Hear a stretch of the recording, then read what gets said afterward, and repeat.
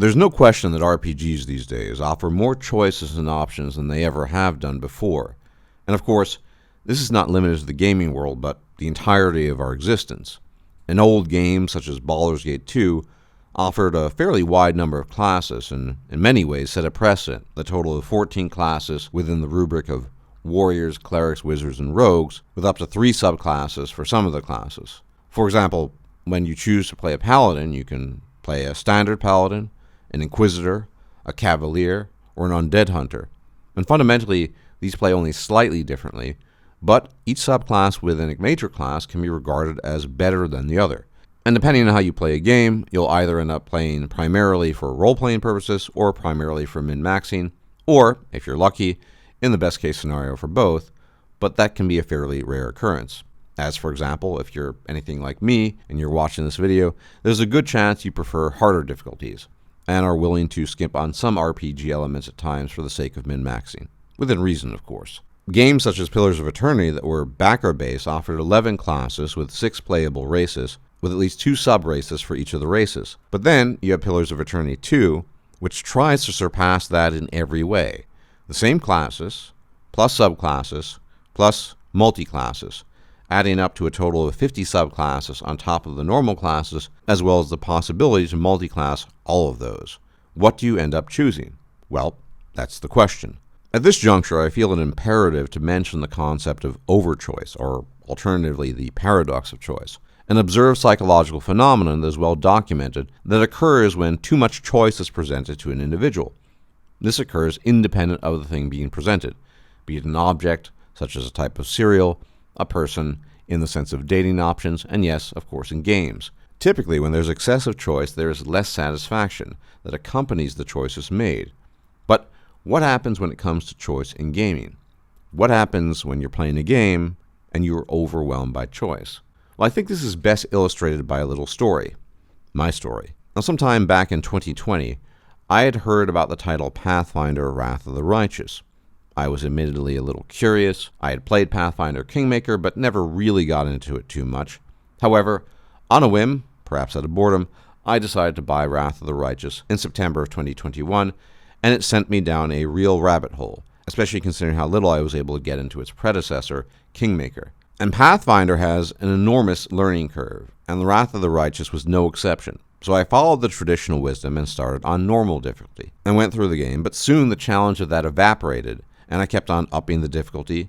But even as I did that, I realized how suboptimal my build was. So I started again. With each attempt to play through the game, I stumbled across problems, even as I made it past Chapter 1 into Chapter 2, all the while increasing the difficulty as I stumbled into Chapter 3, and even tried Unfair, the highest difficulty, a difficulty that is essentially based on save scumming.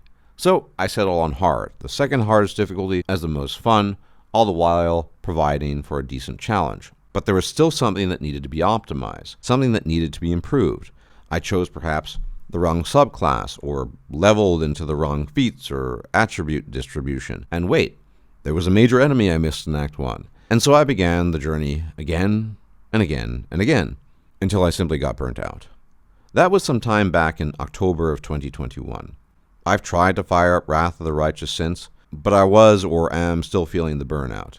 My current character is a chaotic good Azata gnome phantasmal mage, and I sincerely hope that I finish the playthrough should I resume playing, but some things only the gods know. But where does it have its origin? The limited evidence we have points to Skyrim, when people on forums began to talk about suffering from quote-unquote restartitis when citing being content with their builds or wanting to redesign their character. People would complain about restarting their character again and again and again, and since this time, the term restartitis has become a household description for the endless back and forth of starting a game and restarting, albeit for diverse reasons. You may think the build is bad, or you don't like the way your toon or character looks, or you might have made choices that are suboptimal because you read somewhere online that it will lead to a bad ending or an outcome that on the face of it seems worse. There are many reasons why some people restart games. And by some people, I sadly have to include myself. But the real question to be asked is why? Why does this happen, and what can be done about it? Much like other choices, restartitis is a reflection of the paradox of choice, with humans having too much choice leading to greater and greater dissatisfaction with the choices made, a kind of buyer's regret. But one of the key differences is that unlike standard buyer's regret, say, with a car or a house that is not easily refundable or returnable, any choice made in a game, whether it comes to a build, appearance, in-game decisions, can be reversed simply by starting all over, and the temptation can be very strong, especially if one is looking for optimal outcomes. And before anyone even mentions modding or, more importantly, save game editors, yes, such things exist, but many sufferers of restartitis, myself included, think that artificially altering a character or the course of mid-game, or perhaps even worse, the story itself, ruins the authenticity and legitimacy of the experience, and therefore the only option left for us is to restart. The fundamental problem is choice, but choice in and of itself is not bad. The basic RPG concept would be terribly boring and incomplete if all you could play were a sword-swinging warrior that just whacks away at enemies with different weapon strokes. But on the other hand, there might be something to be said for not having too many superfluous choices.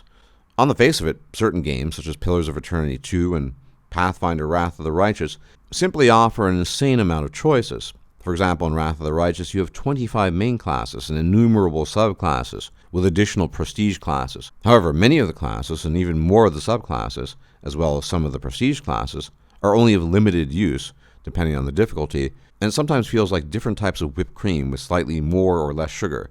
But at the end of the day, it's all whipped cream. Of course, this isn't always the case, but too much choice, in particular, when it comes to superficially relevant and differentiated choices, can lead to empty outcomes, which is why a potential streamlining of classes could actually be of benefit, with less choice, but choices being less superficial and more distinct from each other. Another alternative would be fewer classes and more investment in story and story choices, although depending on how these choices are presented and how significant and differentiated the consequences are, this too could lead to similar problems and the urge to restart. And I have to admit, there might not actually be any good solution to something that is not a problem for everyone, as let's be honest, not everyone restarts a game several times, let alone 7 or 20 times. But for the rest of us who suffer from the deadly affliction called restartitis, it simply could be a question of willpower and living with the choices made in a game. Because the consequences of being unable to follow through in the scenario I painted earlier, wherein I played so much of Wrath of the Righteous, restarting about 7 times, eventually ended up in me giving up months ago, feeling completely burnt out on the project. And on top of all of that, it seems very unlikely that the current trend of game design and development will change much in the sense of fewer options and choices. As games these days, above all RPGs, offer as a major selling point more and more options. In fact, it's pretty much the major selling point, the only selling point. As mentioned prior, some games such as Pillars of Eternity added countless subclasses and multi-classes for their sequels. But was that really necessary, or was much of it just fluff? And as someone who suffers persistently from restartitis, I do think that less choice with more refined, thought out, salient, and meaningful differences in terms of the choice would be a step up from what frequently amounts to superfluous whipped cream. Fewer classes, for example, but more robust differences, more interesting choices within the class, greater impact on story, even if there are fewer branches to the story. All these things are possibilities. It seems almost as if so much in the gaming world has succumbed to a more is better mentality that does not necessarily serve the interests of the gamer, but makes for great advertising. If some of this could be reversed, something I doubt to be perfectly honest, games might become a much more invigorating and interesting experience. And in this sense, both those who suffer from restartitis as well as those who are immune to it could benefit and profit, and no one would lose out. As always, thank you for tuning in. Do leave a like, comment, and subscribe, and I will check you out later.